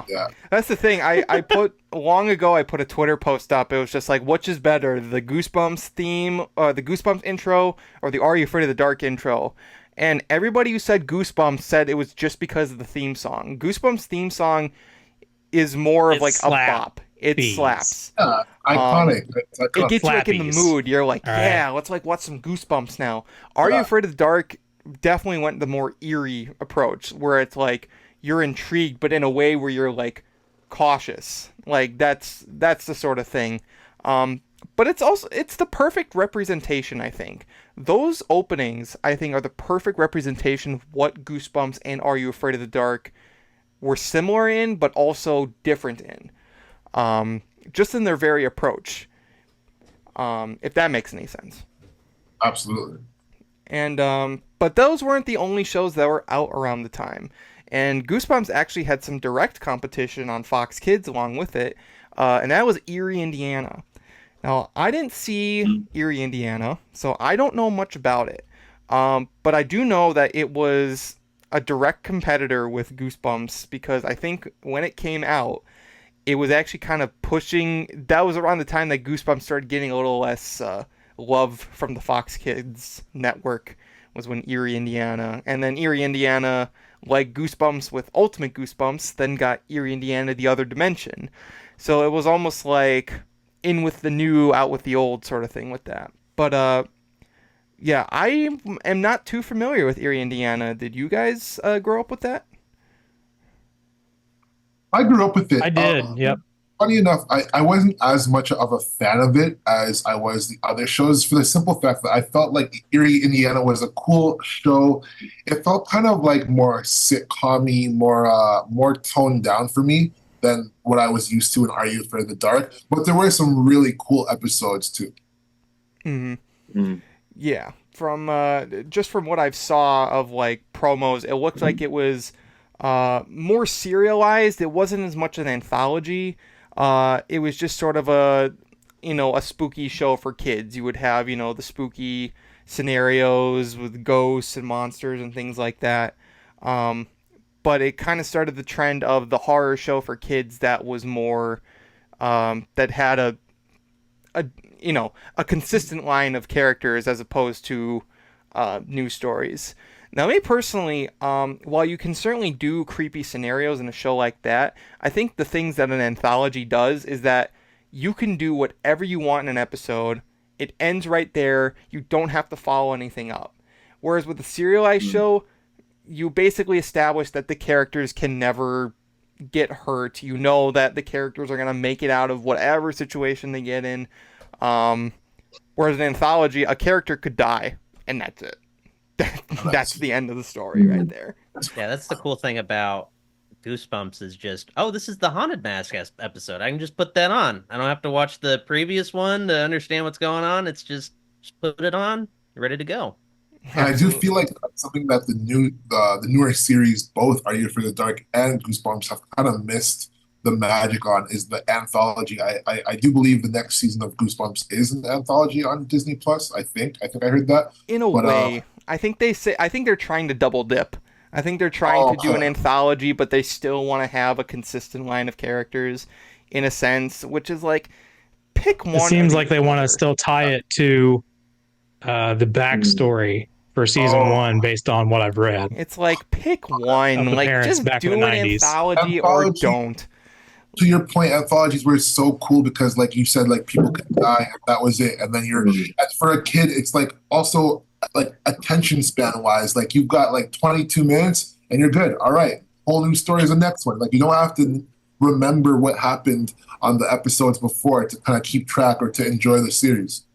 I guess I realized part of the reason why we've seen such a decline in anthology stuff is for the sake of binge watching on streaming services where you want someone to hook them with like a story that they keep coming back to over and over again, and they tried to do that with Goosebumps. I haven't seen the new series, but I don't know. I heard people seem to like it, but I don't.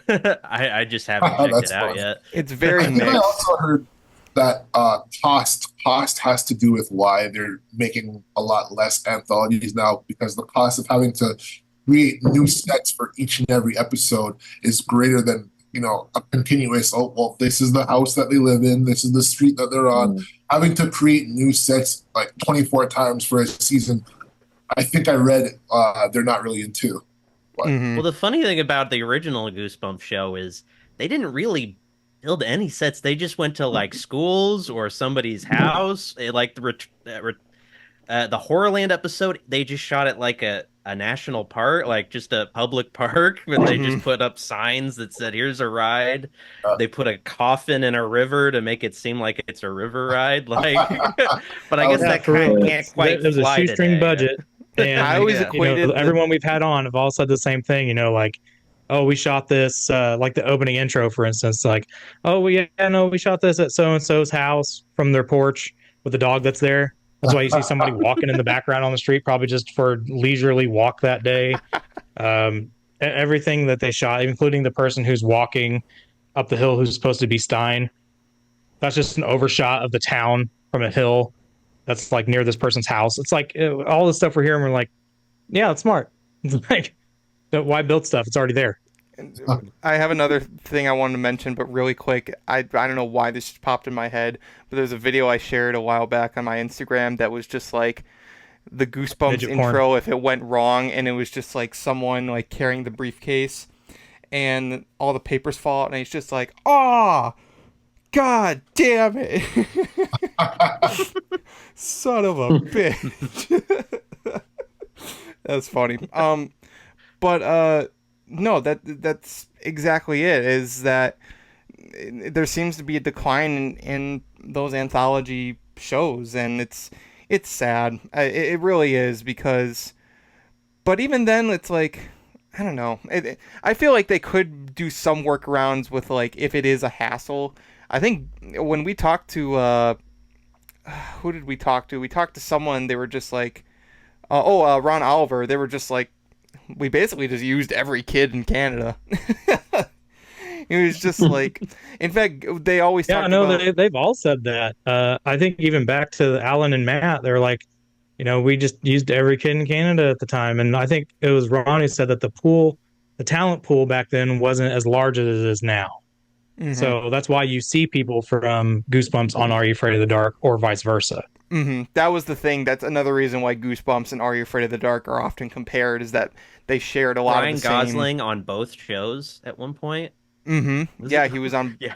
both episodes. I think he was on Are You both. Afraid of the Dark. Catherine Long was on both. Kai Eric Erickson was on both. I mean, he did Welcome to Camp Nightmare, and he did Tale of the Dead Man's Float.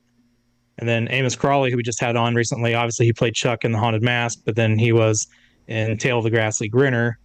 And so they just swapped kids. I think Hayden Christensen also did an episode of Are You Afraid of the Dark? Might be mistaken. Mm-hmm. I'm not sure. That one I don't know. I'd have to look that up. Nev Campbell was in an episode of Are You Afraid of the Dark, wasn't she? That's right. Yeah. Where the walls are closing on her and she screams. Yeah. It's I love her. He was in an episode. He was in the episode The Tale of Bigfoot Ridge. Okay. Yeah. It was always interesting who would just show up in those shows. Yeah, he just looks like a smaller version of how he looks in Attack of the Clones. Oh yeah. Same haircut and everything. There's two more shows I want to bring up that were coming up around the time of Goosebumps. One is they're both not as well known, but I figure they're worth bringing up. One of them is Freaky Stories, which I don't know where it aired in the States. I think it was only in Canada, but it was an animated anthology, much like what they would do with the animated Tales from the Crypt. It was basically an animated anthology show. But I don't remember. Was it consistently the same animation style, or was it like different animation every episode? No, it was the same animation style. It kind of transitioned. It would begin with a blue cockroach and a white slug, and they were kind of the narrators, and they were in this diner. And the whole concept of the show is that when the diner closed, they would come out and they would tell their little animated story. And then the animation switched from I think they were puppets, like puppeteering, to like more of a cartoon. That show was that show was my first time seeing like an animated version of Goosebumps that I knew, which was super cool because they really touched on some really like urban legends and the paranormal and the supernatural and all that fun stuff, but in a way that was like really fun for kids. And even Alison Court, who was Lunette the Clown in The Big Comfy Couch, she narrated a bunch of the episodes too, which was really fun.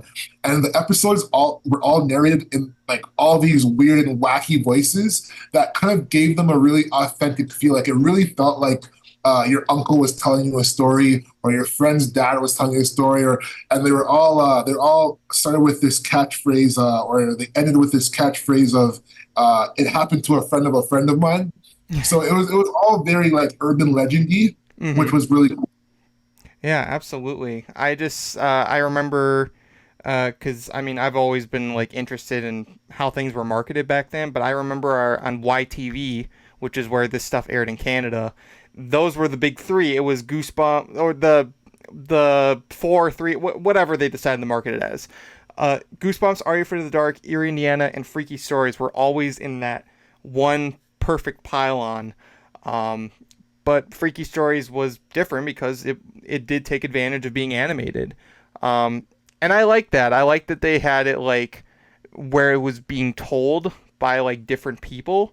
Because it does give that sort of storytelling. Because, with the Crypt Keeper and like the way R.L. Stine introduced stories, it was just the beginning and end. It would just be like, here's the story. The whole episode goes by. Wasn't that a great story? It's like, well, you didn't tell the freaking story. So it's interesting to have like that narration throughout, and yeah, have that urban legend sort of feeling to it. I think it's pretty interesting. And another show that was out around this time Funny that was thing on. is, you mentioned that is I think Freddy's Nightmares did that kind of gimmick where he would like every now and then pop into the story and to like just remind you that it's a Freddy Krueger show you're watching, I guess, essentially. Just be like, and I'm here too. Yeah. Please don't change the channel. You'll see more of me. Don't worry. I will be back. Please, just wait a little longer. Another show that was out around this time that is also not as well known is Bone Chillers.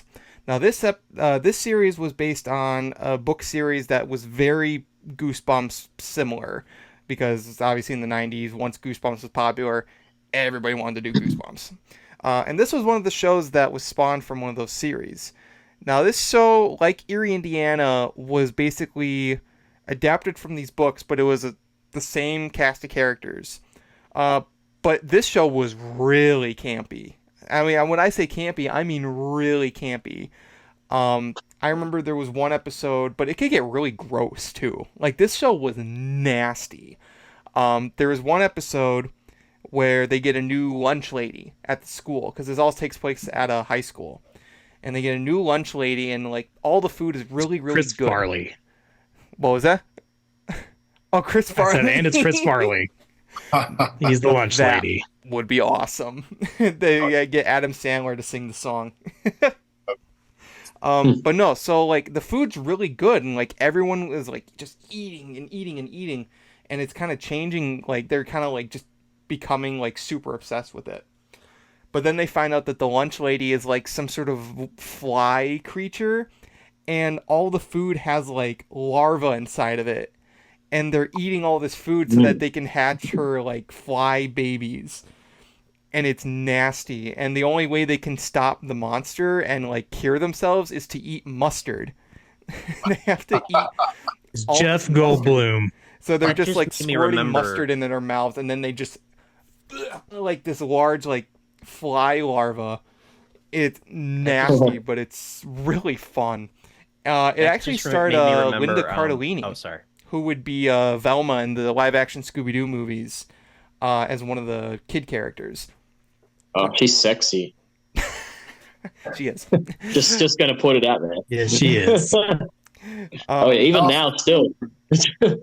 I swear there was an episode of Bone Chillers that if my memory serves me right, was about them like, I think it was the Thanksgiving one where it's like Franken turkey. Mm-hmm. They bring back like they resurrect like a turkey, and it just goes on like this rampage.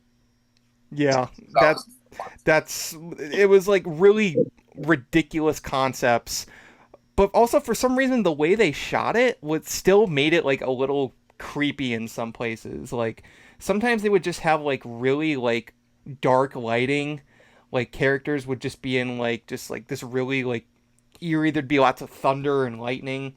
I remember there was another episode where one of the main characters, Fitz, gets a girlfriend who's like from another country, and she kind of is like making him eat a lot, and then it turns out her and her parents are ghouls, and they're fattening him up so they can eat him in the cemetery.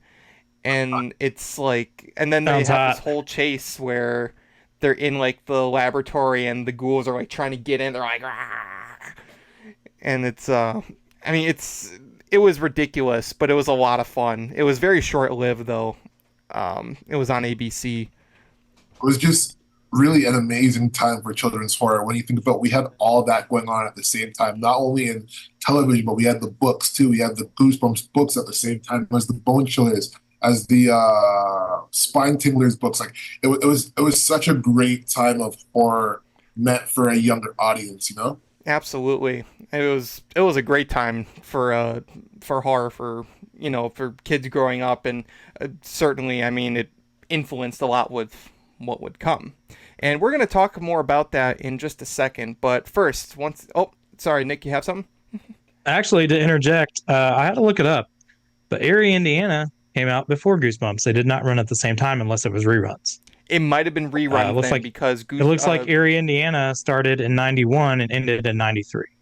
Really? Hoy, early. That's earlier than I even That's thought. interesting. Wow. Yeah, then More of a rivalry. No, I remember it had to- Omri Katz, who later went on to do Hocus Pocus, and that's what he's most famous for. Uh-huh. But as someone from Indiana, I loved Eerie, Indiana. I thought it ran at the same time too, but I had to look it up just to see what it was. But it turns out it says it ran from September 15th, 91 to December 9th to 93. That is interesting. Then it must have been reruns on Fox. I know That's what I'm thinking too, but I thought it was running at the same time. I know Eerie, guess not. Indiana, The Other Dimension was new episodes. That was a new series. That was- That was later. I think I can't remember when that was, but I know what you're talking about. Yeah. Interesting. That's really interesting, actually. I didn't know that. But we're going to talk more about the other shows that came after Goosebumps and what they took away from what came before it in just a second. But once again, if you are not subbed to the Goosebumps Crew podcast on YouTube, Spotify, and Apple Podcasts, please make sure you do, because we really appreciate the support. If you go down into the description, we have the links to our sponsor today, as well as our social medias, our Discord server, our Patreon page. If you guys can support us on Patreon, we really appreciate it. Even $1 a month, we funnel that money back into the channel. It helps us to grow. So please make sure that you support us if you can. And of course, when you're done with this episode, make sure you go follow our wonderful guest, as well as the rest of us here at the Goosebumps Crew. We really appreciate it. And we're going to get talking to more Goosebumps in just a second, but first, let's have a quick word from our sponsor. This episode is sponsored by Trophy Smack.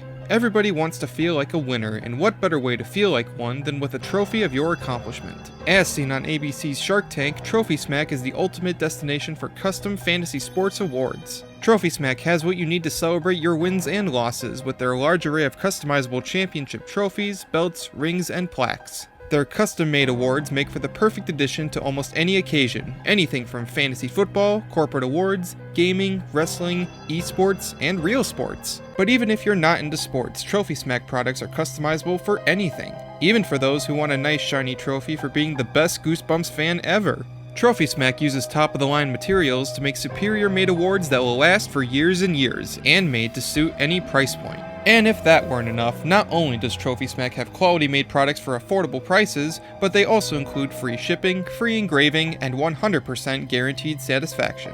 If you want to snag yourself some quality-made awards for your fantasy sports event, visit Trophy Smack's website by clicking the link in the description and check out their large array of trophies, belts, rings, and more, and feel like a champ in no time. And of course, special thanks to Trophy Smack for sponsoring this episode. And now, back to more Goosebumps. So just to let you guys know at home, at the time of recording this, Horror4Kids did have to leave.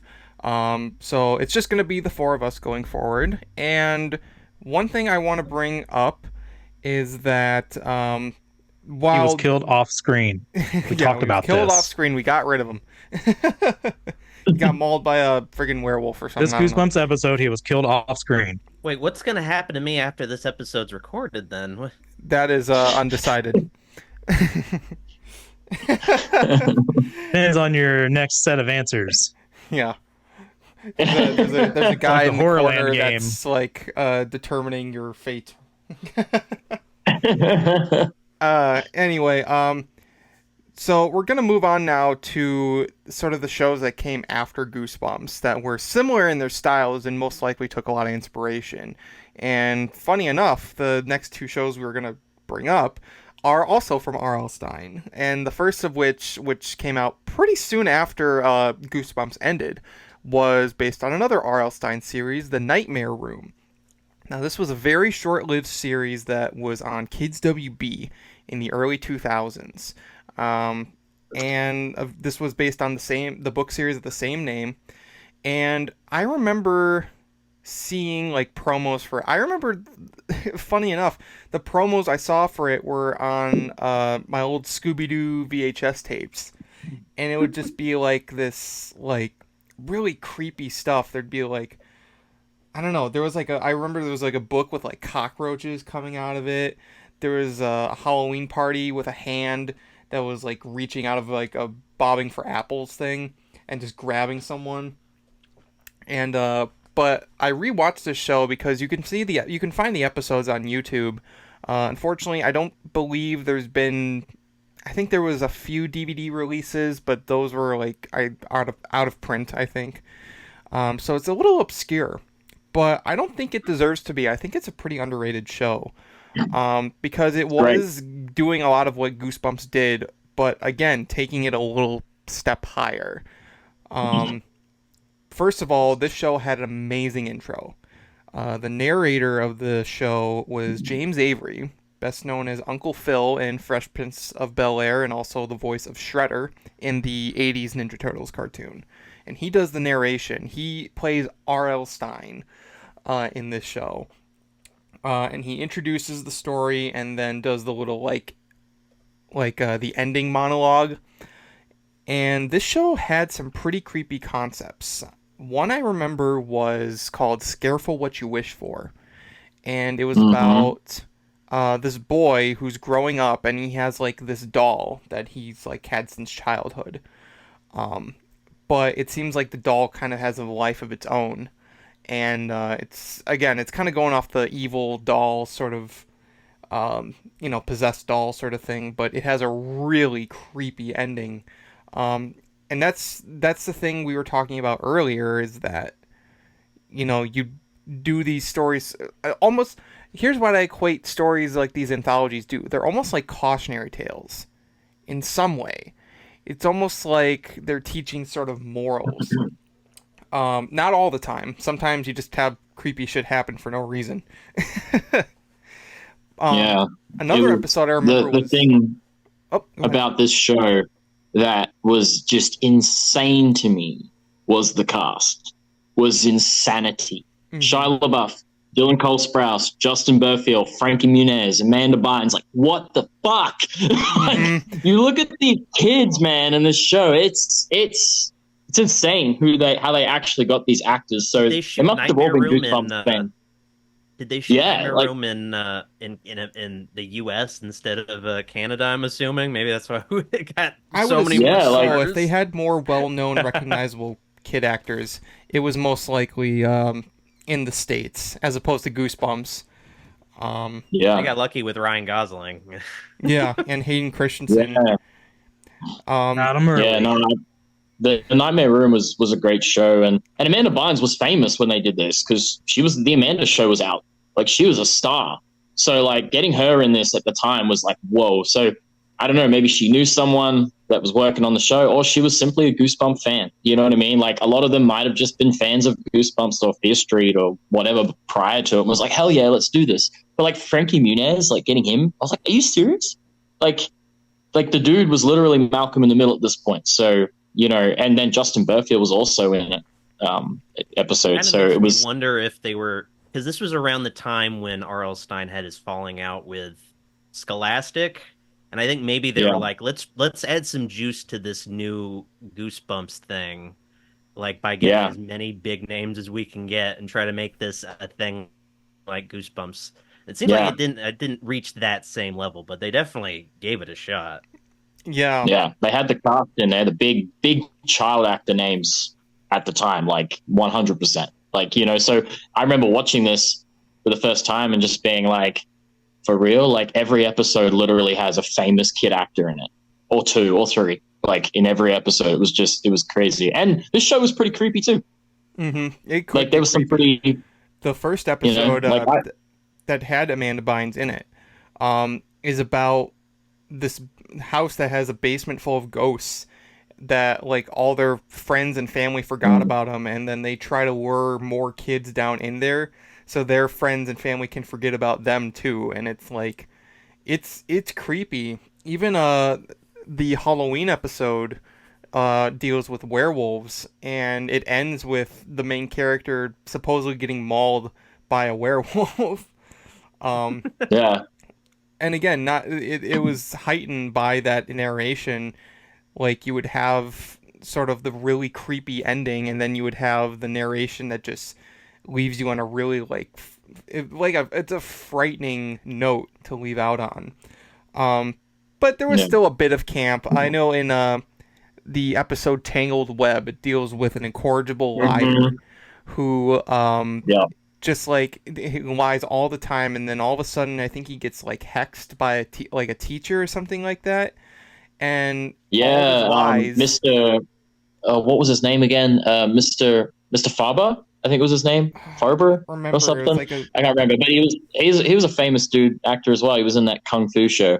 I know that. But yeah, he was. Yeah, that was actually like my favorite episode growing up. I used to watch that one all the time because I love WWF as well, and it had Sting in there. So yeah, that's the thing.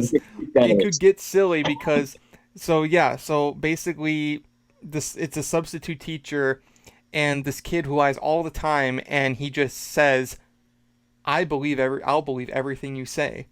And all of a sudden, all the lies he tells are becoming real, and one of them is just freaking Sting shows up and is coming after him and wants to beat him up. I'm gonna break you in half, kid. And he just knocks his head through the freaking door. So yeah, you got freaking monsters and mummies coming out, and then all of a sudden there's just Sting right there. Yeah, that felt like almost like a little prequel to the Goosebumps movie in a sense. Like everything was coming out in that one school at one point. I was like, hey, that reminded me of the Goosebumps movie a little bit, where all the monsters are coming out. No, I love that episode. I think it was really well done. Those clown masks actually freaked me out as a kid. Mm-hmm. That the escaped prisoners wear when they come through the window, because he's like, oh, these prisoners with escaped clown masks, they come in and they stole my printer and my DVD player. And then I love how he says that to Mr. I think it's Faber. Let's just call him that. The Kung Fu guy. He says, yeah, I had everything stolen, so I couldn't do my homework. And then literally, that night, you hear the clown come and he's like, oh, a brand new DVD player. Oh, and a printer. Like literally exactly what he said they stole is what they stole. They stole nothing else. Just the items he said were stolen. Yeah. So it's like, well, it was kind of funny as well. So. Mm-hmm. And I believe Ron Oliver also worked on this show too. So you had some of the talent coming over from Goosebumps to do this show. And no, I mean the episodes were interesting, and I think it was only like 13 episodes. There was one 2-parter, but that was about it. It went from August 01 to I believe March of 2002. So it was only a few months. And it's a shame because there was some real talent. It was a pretty random show for Kids WB because they usually were just a cartoon block. I can't think of a lot of other live action things they did, so it definitely felt a little out of the ordinary to me as a kid. Like I would expect it to be on like Nickelodeon, that had a little bit more of a mix. So it was maybe not the best network for it. Funny you say that, because there was actually an episode with Drake Bell. I can't remember what the episode was called now, but it wasn't one that was on the DVD. I only saw the episodes that were on DVD. And I know Drake Bell's making a big splash at the moment with the whole Quiet on Set thing. And there was an episode that he was in, a 2-part episode as well. I think most of them were like 2 parts, weren't they? I don't think they were short. They were... Camp Nowhere was the only one that was, and that actually was the final episode. That was the only one that was 2 parts. Every other one was just a normal half hour.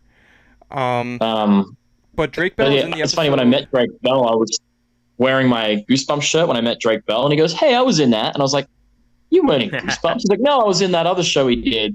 And I was like, what show? He's like, The Nightmare Room. And I was like, but you weren't on the DVD though. Like, and he's like, oh, it probably wasn't on the DVD. And then I looked it up, and sure enough, he was in it too. So I'm like, yeah, you had Amanda Bynes, Drake Bell. It's almost like maybe they all communicated, hey, you should be in that Nightmare Room show as well. And it's like all these like child actors from like different shows at the time were like, yeah, let's do it. Maybe they had this sort of secret code network.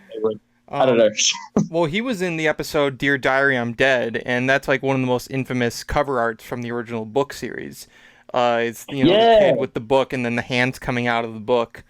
That's what that. Oh, so that's the episode that Drake was in. Okay, I was trying to remember. I was like, what one was he in again? He said he was in one, and I looked it up at the time, but I've forgotten since then. That was like 3 years ago. It even did its own homages. I think there was one episode where they basically did like an homage to They Live, because it was a kid who gets new glasses, and then he starts seeing monsters everywhere, and. No, it actually is aliens. So it's not even monsters. It really is aliens. So it's legitimately just They Live for kids. Yeah. Is there an extended fight with Keith David in it? I don't think so. I wish there was. I wish they just Okay. started freaking blowing aliens Damn up. But yeah, the Nightmare Room, I kind of wish it got a little more exposure, especially because, you know, by that point Goosebumps was over, and this was the closest thing you were going to really get to it. But unfortunately, it didn't last, and we wouldn't get more R.L. Stine media until 2007, when we got the movie The Haunting Hour, Don't Think About It. And that was, I remember that premiering on Cartoon Network, and then it got a DVD release.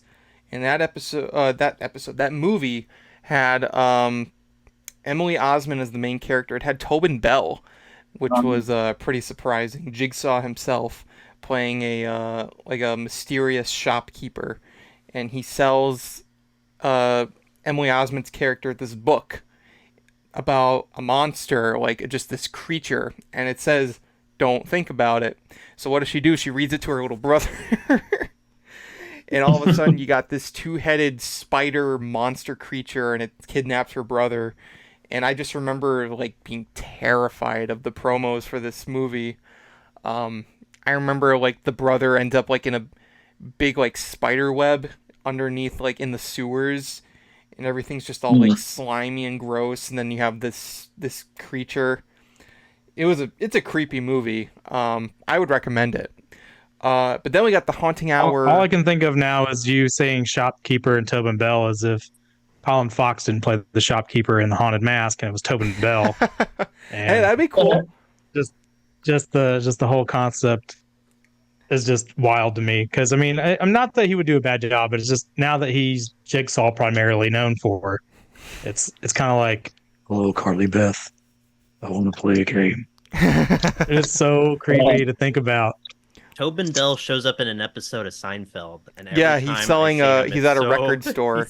Yeah, he's a record store owner. It's so funny, but he looks exactly the same like 30 years earlier. Like he just is the guy is just, maybe I guess is like Steve Martin. He's just always looked like that. Yeah, for the last at least 30 or 40 years. Steve Martin always looked like he was in his 50s. 60s, early 60s or something. He had black hair in the jerk, and then for whatever reason, his hair just turned white ever since. Like, I don't know what happened. What is it? Have you never heard of hair dye? Like, you've already got the bleach in there. Now you can just make it whatever color you want. Maybe he was born with white hair. I don't know. Maybe. No. He had got black scared hair, so but then bad suddenly... watching Nightmare Room. Yeah, exactly. That's right. Some white hair. Oh man, I gotta watch Nightmare Room again. It's kind of funny to think about. But then what was it? There was the Saw's movie started doing like flashbacks or prequel versions of Tobin Bell, so that way they could have Tobin Bell in the films. Yeah. But I love they didn't use like CGI or anything to make him younger. They just put a hat on him backwards and a cool jacket for the time. How do you do, fellow kids? He's the recent like movie, he's 50, 60 years old, but he's supposed to be like 20, 30 something. The recent movie takes place like 20 years ago, but they just don't do anything to him because I guess they're just like, I guess he always has looked like this, so it just works, you know. I mean, Jigsaw's dying of cancer. Put a hat on him. Put it backwards. Jigsaw's dying of cancer, so you can kind of be like, oh, the age difference just means that he's just becoming more sickly. It does not. Yeah. It does not translate well for Shawnee Smith. I'm just gonna say it. That wig is terrible. But great movie. I love Saw X. Can't wait for Saw 11. I think actually at the time of recording, I was just looking before we came back. I believe there actually is already a teaser for Saw 11. So Saw 10 was great. It's Billy the Puppet just kind of saying they're working on it, kind of. Yeah, in a way. They're working on new traps or something. I can't remember what he said. They did that with the Goosebumps Haunted Halloween. Slappy was just like doing his little promo thing for the movie as well. Like, it's funny how like they just use the puppet. Like, we don't really have any footage, but we can just have the puppet say some stuff. Yeah, get you excited. Yeah, like, why not? The movie's coming. Works. Just be patient, or I'll kill you. Anybody watch that the AMC theaters? And it's funny because it's got taken down from their website, but obviously once it's on the internet, it's never lost. So it's on YouTube. But Actually, they did a parody of the Nicole Kidman AMC theater bit opening before a movie starts, but it's Billy the Puppet from Jigsaw, and doing the whole thing but rephrasing certain lines. It was really He's funny. like, we come to this place to watch people get dismembered or something like that. It was excellent. And AMC got so offended by it that they made a bitch and moan motion and basically had it removed. But thankfully, the internet doesn't forget, and it's on YouTube. Yeah. So in terms of other shows that came out after Goosebumps, so we talked about Nightmare Room, and there really wouldn't be a whole lot of them until much later in the 2010s. And there's some that were popping up that were not really as well known. There was Dead Time Stories, which was also based on another book series. It was like a limited Halloween release on Nickelodeon in like the mid 2010s. Kind of disappeared. You had Spooksville over on the Hub. It was also based on a book series, and that one was sort of like doing the Eerie, Indiana sort of thing. You had a consistent cast of characters that just kind of came across different spooky things with every episode. You had... Which hub? Which hub was it on? The Hub. The Hub Network.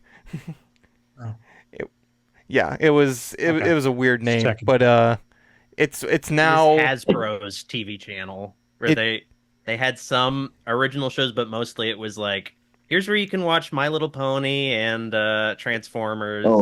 It was the My Little Pony channel. That's what it was. That's all you need to know. My Little Pony. All I remember, you know what? All I remember from My Little Pony was that movie that came out, the 80s one. Do you remember the old original movie? Yeah. It had Danny DeVito voice the Goblin. That was Danny DeVito was in the My Little Pony movie. Yeah, he voiced it, the Goblin.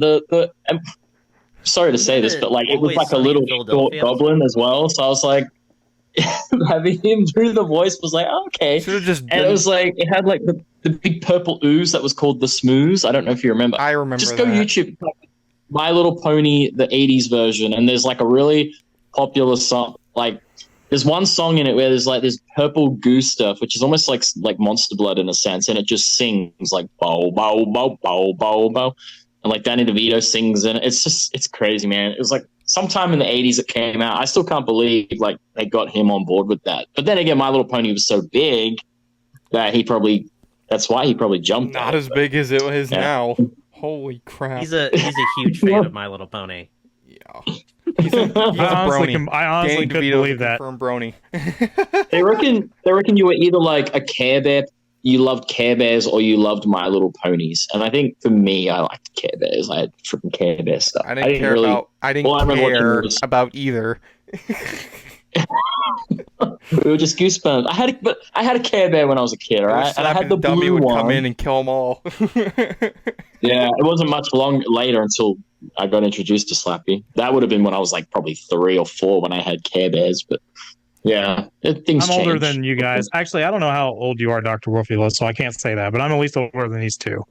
So for me, it was My Pet Monster, Teddy Ruxpin back in the day. Oh, God. Which was really creepy. That thing was creepy as hell. My cousin had one of those.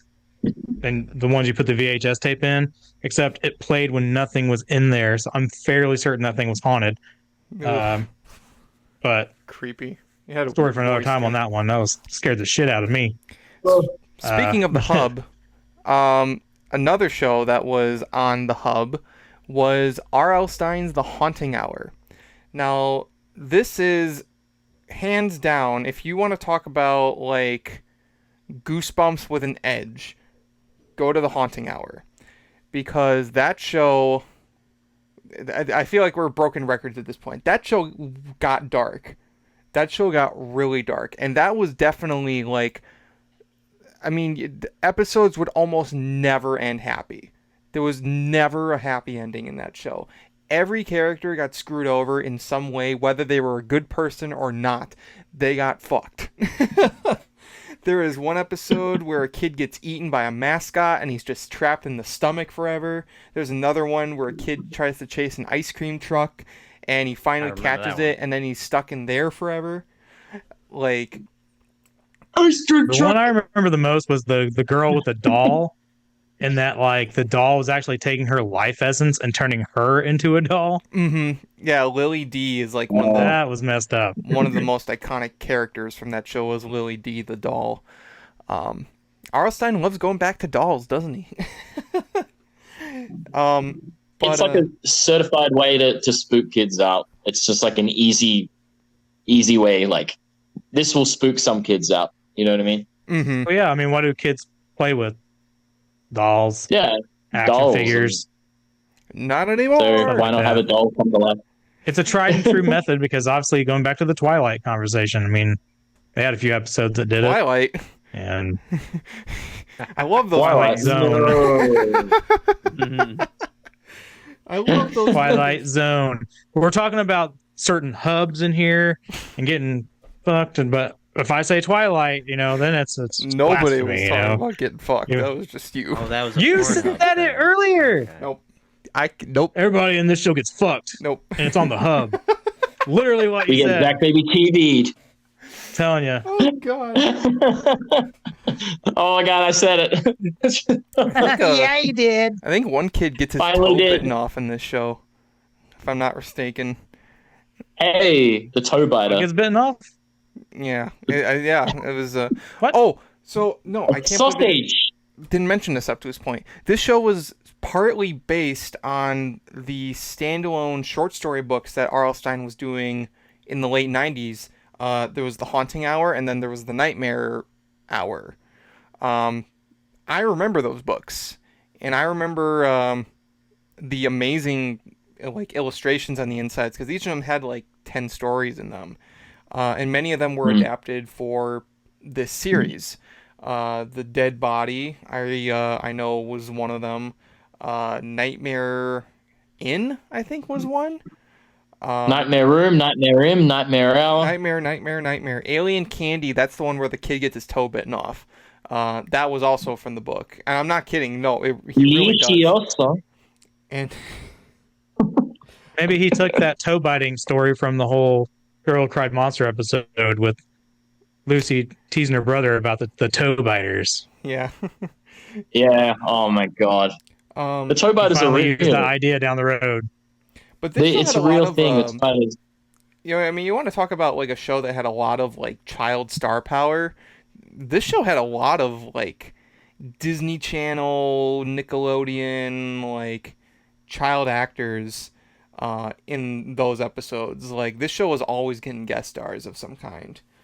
One episode I remember, actually, on the topic of that, for those who are fans of Disney's Jessie, the actress for that show was in an episode called Wrong Number. And that episode was about this old woman who these teenage girls are really mean to. And she dies, and then she comes and haunts them as a ghost. And she's haunting them through their iPhone, essentially. And that ends with the main girl getting deleted after she gets sucked into her phone. Then she gets deleted forever. That's what I hope to do when I die. I hope I haunt kids through phones. I think that'd be pretty epic. Just do a screamer from YouTube, just the famous one of One the of those car jump driving. scares. Do do do do. I want to possess every Slappy doll that was ever made. I'm going to possess all of them. So every kid that owns one, it'll come alive. That's my death dream. To just be My version's more every like the Nicolas Cage dream scenario movie. Instead of dreaming about me, they're all going to see me on their phones. Did you see that guy? Did you see that guy? Yeah, no, that was weird. Sure did. Everybody's just seeing me everywhere because I'm haunting every phone. I remember It would be pretty epic. There's another episode called Dreamcatcher, and I remember it just ended with it was basically this monster. It's sort of like a Nightmare on Elm Street sort of thing, with this monster that kind of gets you in your sleep. It's this big spider creature, and it just ends with this one girl just unable to wake up. She's like, I'm awake, and it's just if you were awake, I wouldn't be here, and it just ends right there. It's That just sounds like the ending to it. kind of, but if it just ended right there. Oh man. Sid, did you watch any of the Haunting Hour, or are you unfamiliar? Well, I mean, I remember one episode, but I think it's just because my siblings were watching it, the ice cream truck episode. I do remember that one. That one seemed pretty freaky, Mm-hmm. but admittedly, mostly just was into Goosebumps, and I watched some Nightmare Room, but yeah, I'm not as familiar with It was like 2011, so most people that grew up with Goosebumps were already either out of that style of shows or were just kind of like, attached to that. But I remember that, I mean, this was coming on around the time that I was getting into Goosebumps for the first time. So in between, and actually it was funny too because they were airing reruns of Goosebumps on the Hub Network alongside new episodes. It was sort of like to promote both shows. Just say, hey, we got Yeah, they did that two for a R.L. little Stine while with shows. Cartoon Network. Yeah, I remember like they did that for at least a few years on Cartoon Network. They were just syndicating Goosebumps, and I guess it just switched networks as soon as Haunting Hour ended up on the Hub. Yep. No, it was an interesting show. It's been a while since I've watched it. I know I tuned out for the last two seasons. I think it went till like 2014. But it's a lot of people have talked about it. It's definitely like a worthy successor. If you want to talk like a worthy successor to Goosebumps, The Haunting Hour is where you go. But there's one more show to bring up, and I haven't seen the show, but I've heard a lot of good things. It's basically a modern Goosebumps, and it's called Creeped Out, and I'm pretty sure it's on Netflix. But it's basically like if Goosebumps had a more modern budget and more like modern, like a more modern setting, that would be Creeped Out. Now I haven't seen it, so I can't talk about what about it worked and what didn't. But I would encourage. I mean, have you guys seen it at all or unfamiliar? No, I I'm familiar. haven't. That was one that Micah actually recommended, and he could talk about if he was on here tonight. But he's But not. he's got school stuff, so School, whatever. man. Well, I School. would Have you not really- seen the movie Recess? School's for But chumps. he actually recommended it, and it is Netflix, so it's on my watch list. I just haven't gotten to it yet. Yeah, so I would recommend if you're Yeah. looking for a Goosebumps, like modern Goosebumps, go check that out because you're certainly not going to get it with the 2023 series. Fuck that show. Up the goosebump ass. Yep. So, basically, we just wanted to talk about, the shows that, were surrounding Goosebumps. There's a lot of shows. Goosebumps was not the first of its kind. Horror anthologies existed before it, during it, and well beyond after it. But there are certainly a lot of things that it took inspiration from, a lot of things that it would inspire in the future, and I felt that it'd be really cool to just kind of delve into that. And certainly all the shows that we talked about today, I think are all worth checking out. If you can. Some of these shows, for whatever reason, are just not loved by by the production companies or the people that distribute them, because a lot of these shows are kind of disappeared into obscurity. Like I said, like stuff like Bone Chillers and Freaky Stories and even stuff like Tales from the Crypt, for whatever reason, got like the season DVD releases, but then that was it. Like, I'm pretty sure that all of these shows. At least they got that. Yeah, it is true. Because even the '90s Goosebumps show, as we talk about, ownership and rights and stuff of companies that don't love their product anymore. Apparently, Scholastic doesn't love theirs. There, I said it. But why hasn't the '90s show gotten at least a series release or Blu-ray release or something? We got it in Australia. All 4 seasons. We even got a box set. Germany got a Blu-ray box Germany set. got something. It's just here, though. the US. It's you guys, for some reason, they have no love for it there. The UK even got a box set and seasons release. I don't know. It's just the US doesn't like Goosebumps. I don't know. I hate it. I hate Why? it. We not only got the seasons, we got a box set as well collection. We even got like the one I sent you, Nick, which is like another box set, which is like special DVDs that have like the best of the spooky episodes, the best of the eerie, the best of the spine chilling, like. And we even got that one that has the movie Slappy on it when it's got nothing to do with the original 90s show, but they got the movie Slappy on the front to promote the series. But yeah, I don't know. We got them. I don't know. It's weird. Envy is all I feel. Envy. But Envy. Green with envy, you are. That's a great movie. Have you guys seen the movie Envy with Jack Black? No, but I have seen the movie. And Ben Stiller. It's called Envy with Jack Black and Ben Stiller. And you know what? You want to know what the plot of the movie is? It's the most ridiculous plot you'll ever hear. Does it have to do with envy?